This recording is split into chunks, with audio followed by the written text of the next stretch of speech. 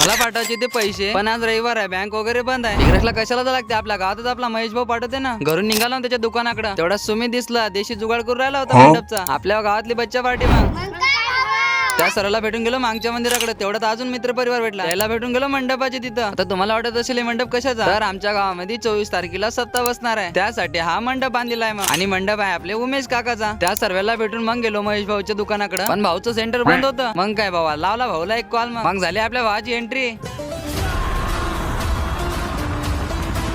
आपल्या भावाच्या सेंटरचं नाव तर पहा, 7 मित्राची. दुकान उघडल्यानंतर भावानं पहिले सॉंग लावले. त्यानंतर म्हटलं भाव आपल्याला पैसे पाठवायचे, तर भावना आपल्या भावाच्या सेंटर मध्ये आधार कार्डनी पैसे काढता येते किंवा चेक करता येते, आणि झेरॉक्स पण मिळते, सोबतच पासपोर्ट फोटो पण काढून मिळते. आणि आपल्या भावाचा फुल सपोर्ट आपल्याला. लाईक करो, फॉलो करो. आणि भावाचं दुकान विटाळामध्ये आहे, तर नक्की भेट द्या भावांना. फॉलो कर भावा, नाही तिला सोडून देईल. दारू का तुला दारू?